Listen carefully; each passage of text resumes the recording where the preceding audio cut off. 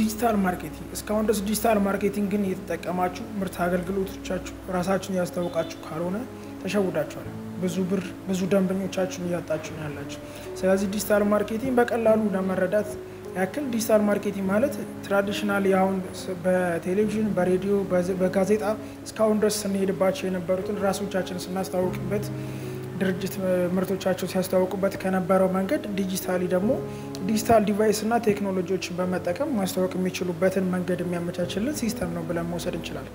ከዚህ ጋር ደግሞ በተያያዘ የዲጂታል ማርኬቲንግ አይነቶች አሉ። እነሱን ለመዘርዘር ያክል ሰርች ኢንጂን ኦፕቲማይዜሽን፣ ፔይ ፐር ክሊክ የሚባል አለ። ከእንደገና ደግሞ ኮንቴንት ማርኬቲንግ የሚባል አለ።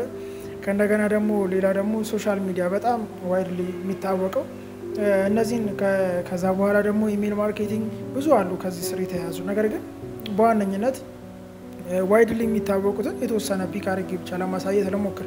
ከነዛ ውስጥ ሶሻል ሚዲያ ማርኬቲንግ እንግዲህ ብዙዎቻችን ሰምተነው ከእንደገና ደግሞ ማርኬቲንግ ዲጂታል ማርኬቲንግ ራሱ የመሰለን ብዙ ጊዜ የምንሸወድበት የነበር ነው እንችላለን። ለአዳዲስ ሰዎች ነው ማርኬቲንግ ምንድነው ዲጂታል ማርኬቲንግ ምንድነው የሚመስላቸው ሶሻል ሚዲያ ማርኬቲንግ ነው የሚመስላቸው። ከዛ ግን ያለፈ ነገር ነውና ሶሻል ሚዲያ ላይ አንድ ማስተዋወቂያ ግን አንደኛው ከዲጂታል ማርኬቲንግ ስር የምናገኘው አገልግሎት ነው ብለን መውሰድ እንችላለን።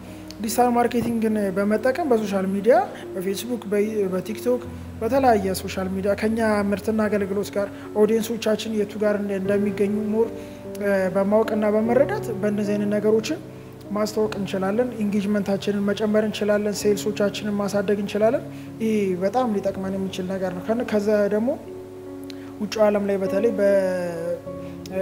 በጥሩ ሁኔታ የሚጠቀሙበትን ከአንደኛው ማንሳት ደግሞ ስንሞክር ሰርች ኢንጂን ኦፕቲማይዜሽን ማንሳት እንችላለን። ሰርች ኢንጂን ኦፕቲማይዜሽን የምንለው ምንድነው? ጉግል እንደ ቢንግ ምናምን እንደዚህ አይነት ነገሮችን ሰርች ማድረጊያ ኢንጂኖችን በመጠቀም ማለትም ጽሁፎችን በማስገባት ከእንደገና የምንፈልገውን አገልግሎት እንዲያመጣልን የሚያደርግልን ሲስተም ማለት ነው። እሱኛውን ነገሮችን የምንቀበልበት ሲስተም ሰርች ኢንጂን ኦፕቲማይዜሽን ብለን መውሰድ እንችላለን።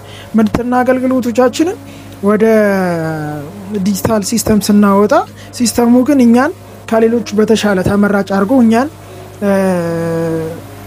ከደንበኞቻችን ጋር የሚያገናኝበት ሲስተም ያኛውን ነገር ደግሞ ማርኬቲንጉ ያመቻችልናል ማለት ነው። የተሻለ እይታ የተሻለ ከከስተመሮቻችን ጋር መገናኘት የምንችልበትን ሲስተም እንድናውቅ ዲጂታል ማርኬቲንግ ከዛ ውስጥ ደግሞ ሰርች ኢንጂን ኦፕቲማይዜሽን ይሄንን ሲስተም የሚያመቻችልን ነው ብለን መውሰድ እንችላለን። ሌላው ደግሞ በክፍያ ያለንን ነገር ከሌሎች ጋር ኮምፒት ማድረግ እንድንችል ደግሞ ራሳቸው ይሄ እንደዚህ አይነት ፕላትፎርሞች አሉ እንደ ጉግል እንደ ፌስቡክ እና ለኢንስታግራም ደግሞ እንደ ሜታ ያሉ በክፍያ የሚሰሩ ጎልን አስቀምጠንላቸው ከዛ ታርጌት የምናደርገው ነገር ጎል ሊሆን ይችላል። ከእንደገና ደግሞ ስፔሲፊክሊ ደግሞ የምንፈልጋቸውን ግሩፖችን ደግሞ በዛ ላይ መርጠን ባጀት አስቀምጠን እነዚህ አይነት ነገሮችን የምንፈልገውን ውጤት በቶሎ ለማግኘት እንደሚያግዘን አንደኛው ሌላው ደግሞ ሲስተም ነው ብለን መውሰድ ይችላል። ሌላው ደግሞ ያሉን ከስተመሮች ደግሞ አክቲቭሊ ኢንጌጅ ማድረግ እንዲችሉ ከኛ ጋር ያላቸው ነገር እንዲጨምር መጀመሪያ ላይ መታወቅ ሊሆን ይችላል። በቀጣይ ግን ወደ ግዢ ወደ ተለያዩ ነገሮች አፕዴቶቻችን እንድናሳውቃቸው ደግሞ የሚያግዘን ሌላ ወሳኝ የሆነ ደግሞ የማርኬቲንግ አይነት ኢሜል ማርኬቲንግ ብለን መውሰድ ይችላል።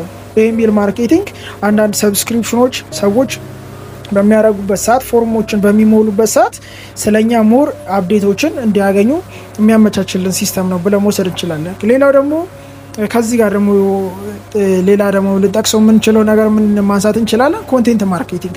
ኮንቴንት ደግሞ ራሱ የምናዘጋጀው በጽሁፍ በፎቶ በቪዲዮ ያለንን ነገር ለሰዎች የምናጋራበት ሲስተም ብለን መውሰድ እንችላለን።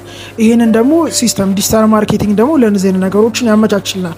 ምን መምሰል አለባቸው የሚለውንም ነገር ከነገና ደግሞ እንዴት ብናቀርብ ደግሞ የተሻለ ውጤታማ መሆን እንችላለን የሚለውን ነገር ይሄ ዲጂታል ማርኬቲንግ ኮንቴንት ማርኬቲንግ ሰብ የሆነው ፓርቱ ይህንን ነገሮች ደግሞ እንድናቅ የሚያመቻችልን ነው። ብዙ አይነት አሉ። እነዚህን ላለማዛዛት እነዚህ ላይ ብቻ ትኩረት ያደርጋለሁ። ከነገና ደግሞ እነዚህ ነገሮች እንዴት ተጠቃሚ መሆን እንችላለን የሚሉትን በቀጣይ ቪዲዮ ምሰራላችሁ ይሆናል። ያላችሁን ሐሳብና አስተያየት መስጠታችሁን አትርሱ። ሰብስክራይብ አድርጉ ፕሊዝ እና ቴንክ ዩ